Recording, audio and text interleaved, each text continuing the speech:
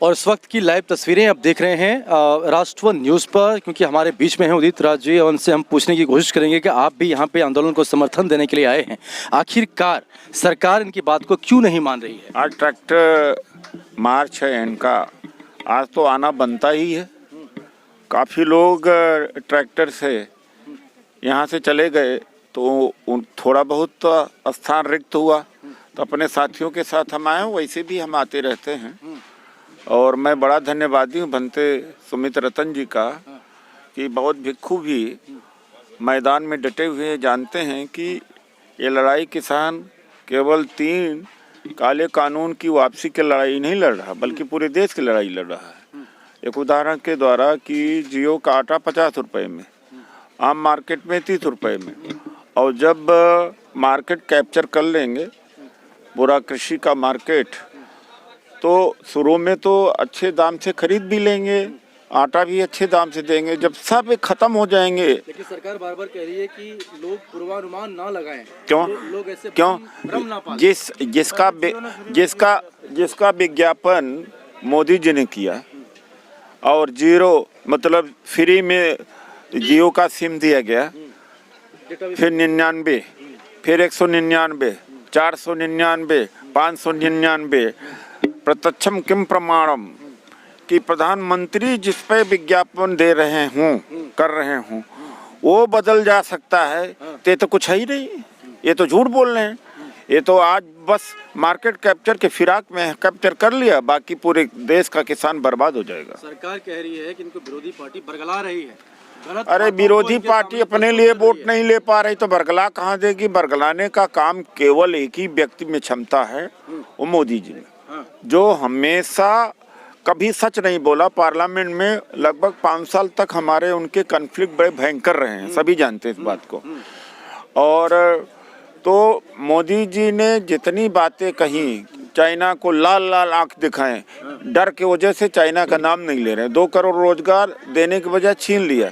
Demonetisation से आतंकवाद का कमर टूट जाएगी और ब्लैक मनी ऊपर आ जाएगी, न टूटी और ब्लैक मनी और बढ़ गई।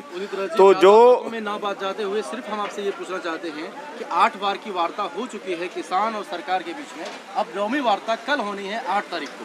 क्या उम्मीद करते हैं, क्या अनुमान लगा सकते हैं? क्योंकि आप जो है अनुमानी हैं, आप अनुमान भी लगा लेते हैं कि आखिरकार सरकार की। देखिए ऐसा है कि सरकार कुछ तो हिली है और ज़्यादा हिलाना पड़ेगा। कल तो नहीं हो पाएगा, लेकिन ये मानेंगे, ये मानना पड़ेगा इन्हें।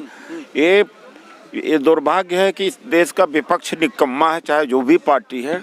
और ये जो लड़ाई विपक्षी पार्टियों को लड़ना चाहिए, वो किसान लड़ रहे हैं, तो हम भी ताकत और लगाएंगे तो जीत। लेकिन सरकार बार बार ये आरोप लगा रही है कि विपक्षी पार्टी इनको सपोर्ट कर रही है और बिना इनके समर्थन से ये लोग आंदोलन नहीं कर पाएंगे। अरे विपक्षी पार्टी को खुद आंदोलन करना चाहिए, सपोर्ट क्या, खुद ही आंदोलन करना चाहिए। जो काला कृषि कानून है, ये आरोप कहाँ से? ये तो उनका मतलब बेशर्मी की हद है। ये कहिए कि शुक्र है कि विपक्ष की पार्टियां आंदोलन नहीं कर रही, उनको करना चाहिए। कल की वार्ता में क्या अनुमान लगाना कि कल क्या होने वाला है? अब तो एक व्यक्ति जानता है इस देश के अंदर, जो सोच रखा है कि हमें कोई हटा नहीं सकता, वो मिस्टर मोदी, और कोई नहीं जानता। कोई नहीं जानता है, लेकिन हमारे बीच में ये भी है और बौद्ध भिक्षु के रूप में, आचार्य के रूप में यहाँ पे सबको शिक्षा भी देते हैं, बताते भी हैं आखिरकार सरकार की मंशा क्या है। मुझे पूरा विश्वास है आज नहीं कल यह अहंकारी सरकार किसानों के दरवाजे मत्था टेकेगी, मुझे पूरा विश्वास है जी। जिस तरह भगवान बुद्ध के बताए हुए रास्ते पे आप चलने की आग्रह भी करते हैं लोगों से और खुद ही आप उनका अनुसरण भी करते हैं, और इस तरह से किसान आज बॉर्डर पे है और क्या हालत में है, किसान रोज आत्महत्या कर रहे हैं। कहीं ना कहीं से बुरी खबर आती है कि इन किसानों ने आत्महत्या कर लिया, लेकिन फिर भी सरकार इनके बातों को मानने से इनकार कर रही है। आखिरकार इनका मंतव्य क्या है? विश्वास करिए, हम अहिंसावादी लोग हैं। अगर हिंसा पर उतारू हो जाएंगे तो ये अहंकारी लोग अपने मकानों में छुप नहीं पाएंगे। हम लोग ये देश कबीर का, बुद्ध का, नानक का, बाबा साहब का देश है। ये देश संविधान से चलता है, लोकतंत्र से चलता है। ये देश की खूबसूरती है कि हम अतिथियों का सम्मान करते हैं। एक चाय बेचने वाले व्यक्ति को हम लोगों ने प्रधानमंत्री बना दिया, और हम सब लोग चाह लेंगे तो फिर दोबारा चाय भी बिचवा सकते हैं, कोई बड़ी बात थोड़ी है। ये किसानों के हक की लड़ाई है, उनके मान सम्मान की लड़ाई है। ये कृषि पर हमला है। हम बर्दाश्त नहीं करेंगे और हम किसानों के साथ लगे और लगे रहेंगे। प्रधानमंत्री बार बार इस बात का जिक्र करती है कि हम किसान के सपोर्टर हैं, क्योंकि मैं भी एक गरीब किसान का लड़का हूं, और फिर उनका इस तरह से रूठ हो जाना आखिरकार कितना सहायक होगा किसानों के लिए। आदरणीय प्रधानमंत्री जी, इस समय अगर किसी की मृत्यु की खबर दें तब भी हम लोग विश्वास नहीं करेंगे, क्योंकि उतना विश्वास खत्म हो चुका है। कल को अगर ये कहें कि मेरे घर में फलाना व्यक्ति मर गया है टीवी पर, तो हम लोग विश्वास नहीं कर पाएंगे, क्योंकि इतने झूठे आदमी है वो, और जब से आए तब से झूठी उनका बाजार है।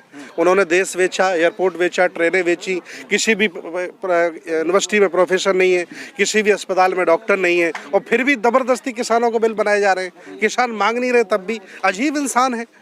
हालांकि दोष उनका नहीं, दोष इनका है, किसानों का, गरीबों का, सहाय कमजोरों का, मजलूमों का, वंचितों का, शोषितों का, कि एक इस निकम्मे आदमी को लायक बना दिया है। ध्यान, योग साधना और अहिंसा, इसको आप लोगों ने अपना मुख्य आधार माना है। तो आखिरकार मजबूरी क्या है सरकार की? सरकार क्यों नहीं इस बात को समझ पा रही है कि किसान जागरूक हो गए हैं? जिस फायदे की बात मैं किसानों के लिए कर रहा हूं, किसान इस बात को मानने से इनकार कर रहे हैं।